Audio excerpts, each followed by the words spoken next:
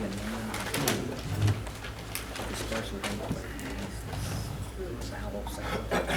All right, so we're going to be in Isaiah chapter 9, starting at verse 8. So if you guys want to follow along, I'm going to be in the ESV. So for those of you with your phones, if you want to switch over to that, that's cool too. We're going to be going through this, and we're going to be following along the pathway that Israel takes that eventually is causing a separation between them and God. And if it doesn't get fixed soon, it would cause almost a permanent separation. So we're going to break down that a little bit and go through it. So we're going to jump right in with verse 8. The Lord has set word against Jacob, and it will fall on Israel. And all the people will know, Ephraim and the inhabitants of Samaria, who say with pride and arrogance of heart, the bricks have fallen, but they will be built with dressed stone, and the sycamores have been cut down, but they will be replaced with cedar. So already right here, you have Israel, who is being arrogant and prideful. So they're starting off. They're kind of acting like a child, if you would, a kid who, as they're growing up, they start to kind of develop their own path, get their own understandings of how things work, and they're going through this and making their own decisions. So they're walking down the path, and they kind of start to stray away. Whereas if they were to continue down that path, they would eventually they'd be pursuing God and staying with that. But they reach the edge of accountability, and they pull off a little bit. Or you also have it with maybe a new Christian, somebody who's new to the faith, and they're zealous for God, and they're going for it, and they're going down the path. But then an old habit kind of comes back. And they're going down the path, they look off to the side, they see this old habit that they are just so familiar with, and it is desired a little bit, and they kind of come off the path again. Or then, this one's the interesting one, the old Christian. The person who's been doing this thing for a while, they have experience, I've gone to church, I read my Bible, I pray, I participate in the church, I do all these things, and they kind of got in, they got maybe a little chip on their shoulder, and they're walking, and unknowingly they're walking off the path, because they've gotten comfortable, kind of losing focus a little bit.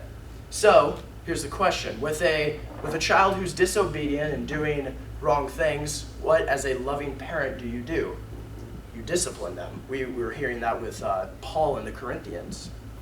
You discipline them, and you show them that what they're doing is wrong. So, since we know that God is a loving father, he disciplines them. Obviously, to varying extents, depending upon what happens. Here it is a great extent. So here at verse 11 of chapter 9 it says, "But the Lord raised his adversaries of reason against him and stirs up his enemies, the Syrians on the east and the Philistines on the west. Devour Israel with open mouth, for all of his anger has not turned away, and his hand is still stretched out." So right here we come in, and Israel is under God's hand of punishment. They've done wrong. They find themselves in this spot where they do not want to be. Now here's what happens. After you have this correction and you've been rebuked, you've been punished, what do? Do you continue down your path or do you turn back?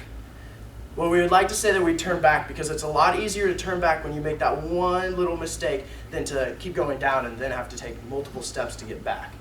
It's obviously easier. But here's the question for us so that we can look at our own lives a little bit. Do you have somebody in your life that can rebuke you, tell you, no, you are straying away? Do you have somebody like that? And then the other question is, do you actually listen to them? We have lots of people in our lives who can correct us, but we don't always take their counsel. And that's dangerous. Now, the other thing I want to point out here about this stage that we find Israel in and following these analogies is this is where a lot of Christians will find themselves throughout their entire walk. Making little mistakes. We all screw up. We all make mistakes, so we make these little steps off. But then having those people to help us and making the choice ourselves to get back on the right path. That's where it's important. We would like to say that they hopped right back on the path, but unfortunately we're following the story of Israel right now, and that's not what they do. Verse 13,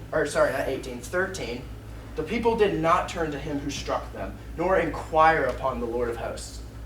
So they totally ignore what happens. They are still looking at themselves, thinking, "Oh, I can do this. I can handle this." So continue with the small child who's kind of making his own path, or the young kid at this point, kind of like crossing their arms and being like, I want to do what I want to do. This way's more fun. I like this way more. Or the new Christian who has been, they see the sin and it's come back up on them, and it's kind of getting to that point where it's like, I don't really want to give it up. I want to live for you. I'm off the path. I can still see the path. I can still see God. But, I want to have this too. I mean, I'm doing all these things for you, right, God? So I can screw up in this area every once in a while. What's the problem there? Or you got the old Christian who they do this, they get rebuked, they get told that they're doing wrong, and it's maybe, again, it says that they were prideful and arrogant. Maybe it's one of those things where it's like, I've dealt with this before, I have control over it, and they pick the rug up and they sweep it under there. Don't worry about it. Because we don't need to right now, because I've gone through this before. I have experience, I can control it. It's ignorant. Now, as we continue on, taking more and more steps off the path, if we were to look at this as the kid or the child, as a parent, what do you do if you notice that your kid starts to establish these poor behaviors that are leading them astray?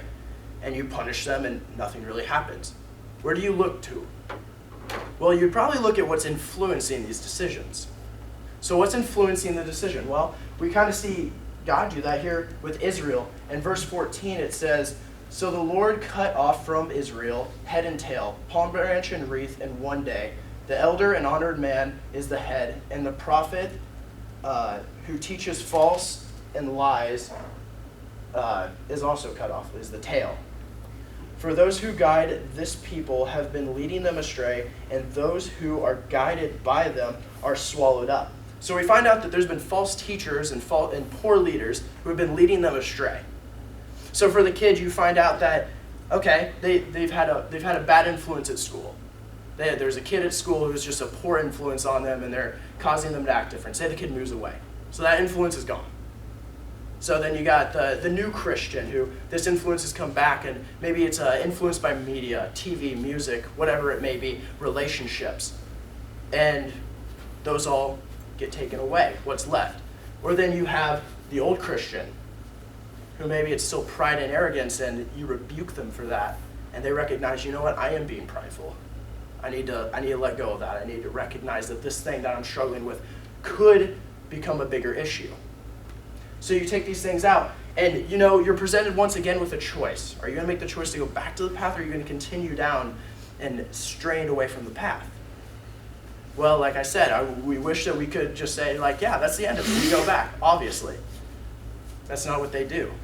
We find out, as if we continue here in verses 17 to 21, we find out that they continue to we find out the extent of the stuff they've been doing, and we find out that they continue to do this stuff. Actually, verse 18, it says that for the wickedness, it burns like a fire. They've totally become consumed. So this child or this kid who's been doing these habits, it's become who they are. It's kind of embodied their nature a little bit. It's what they're growing up as. So they're going off this path, they're developing this new habit, and it's becoming who they are. Or then the new Christian has gotten to the point where they've let the sin come in a little bit, and they're like, you know what, I can still see the pathway, but I'm letting the sin come in, but it's getting to the point where the sin is too hard to battle. It's getting easier to just deal with the sin than it would be to try and walk back to the path and continue on the right way. Or for the old Christian, it's getting harder to conceal this thing that you swept under the rug. This thing that you've hidden away, it's getting a little bit harder to deal with it, and you're going off track, and it's just becoming more and more difficult to put up that appearance. So, we've been talking here quite a bit about punishment. I want to point out a few things here about punishment, because somebody, obviously, men's group here, we got a decent understanding of why we get punished or why bad things happen. Actions, consequences, that's what happens. But we want to look at why God punishes these people, because we don't want to have this idea that God punishes people because it's like he's super disciplinary dad and is like, you've done wrong. I'm going to point it out to you and show you what you've done wrong. In 1 John chapter 3, verse 1, it says, "See how very much our Father loves us, for he calls us his children, and that is what we are." It says that exclamation point, that is what we are. So we are his children, And because we're his children, he loves us and he cares for us. So when we do something wrong, he wants to correct it to prevent from us leading down a poor path.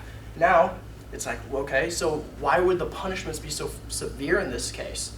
Well, Proverbs 13:24 says, those who spare the rod of discipline hate their children, and those who love their children care enough to discipline them. So, he loves us enough that he will discipline us. But here's the thing, no correction feels good when it's happening. But then after it happens, we can reflect on it and see the importance of it. It's something important that we need to reflect on. But we also need to look here because Israel, they're continuing down this path. They're getting to the point where they're getting so far off the path that they're about to fall down a hole. And they're not going to be able to get out by their own. So, continuing with this, we see in chapter 10, verse 5, it says, O Assyria, rod of my anger, and the staff in their hand shall be my fury. Assyria during this time is a world power, and they are going to be sent on Israel, and they're going to do what they do best. They're going to take them out. Now, it's not because God wants them to be destroyed. It's not because God's like, you know what, I've had it with you, and I just want you to be gone. No. It's because he's hoping that maybe even beforehand, but also afterwards, that they'll come back to him. They'll realize that they have to come back to him. And it draws a connection to, Mark brought this up earlier, 1 Corinthians chapter 5, you have a man who's struggling with sexual immorality. And not just sexual immorality. That sounds terrible. But he's struggling with the sexual immorality that even non-Christians look down upon. And it says to hand him over to Satan. Now that sounds very, very harsh. And the thing is it's kind of supposed to, because you're handing him over, you're letting him live in the sin that he so desperately wants to be a part of. And the hope is that he'll recognize where that leads him, where that takes him, and he'll change his mind. Similar thing here. The hope is that after this happens, you know what, you guys will rely on me again. Because you haven't been with these other punishments. You haven't been realizing it. It's not connecting with you. You need to figure it out. So, at this point, you have Israel they can't do it on their own. So, for the child, they've been wandering off for so long. They've developed their own habits. They're doing their own thing.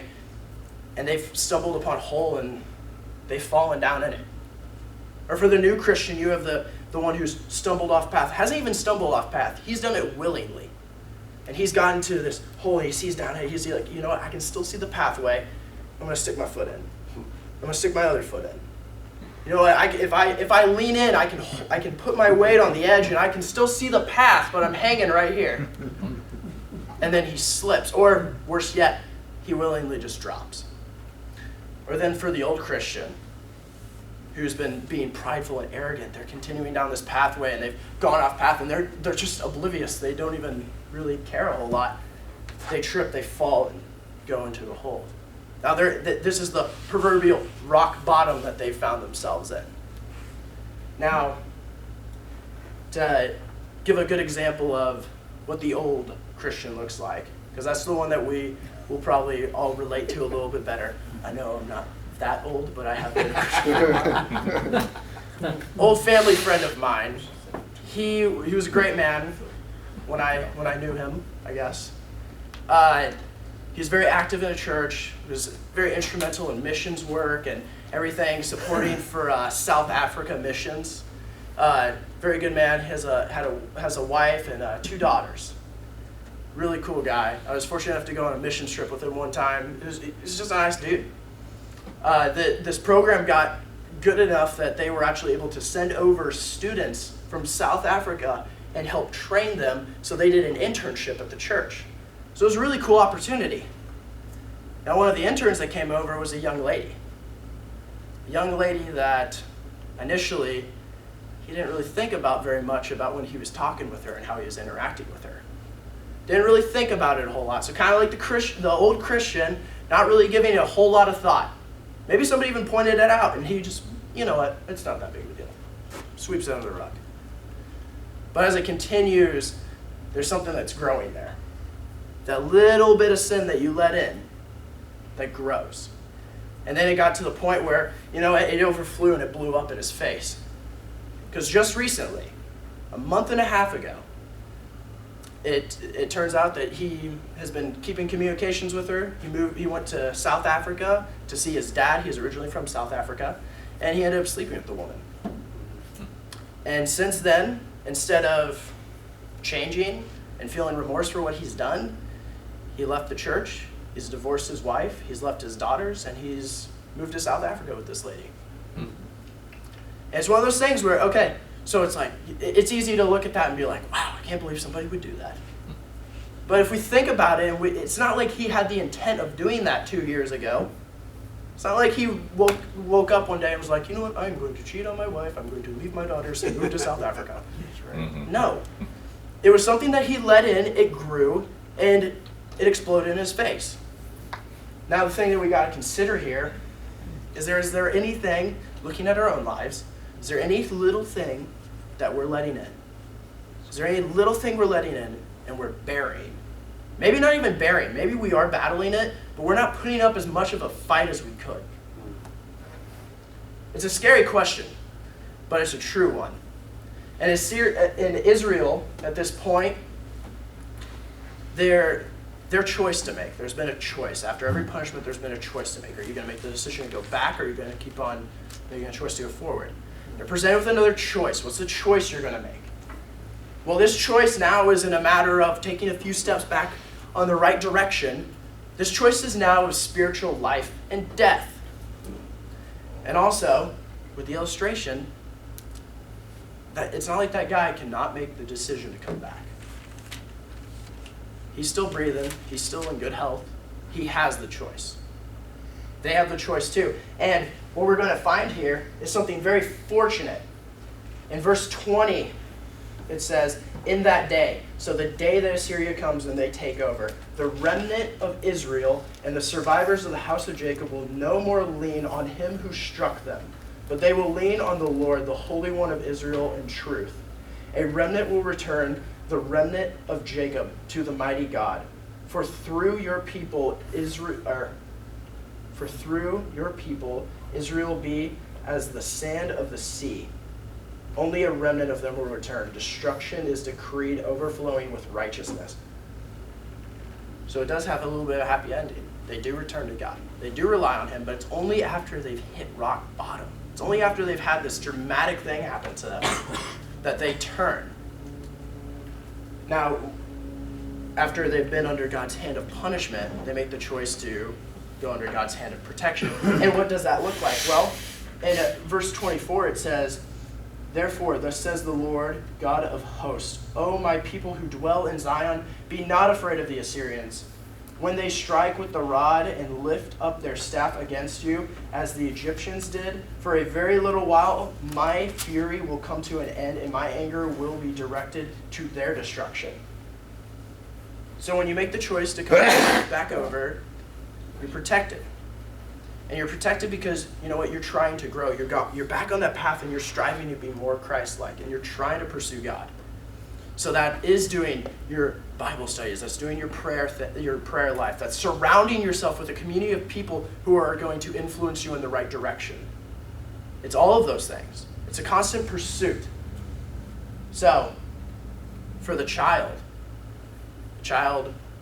finally, young man maybe now, I don't know. He makes the decision, you know what, I can't do this anymore. He repents, is baptized, and is pursuing God.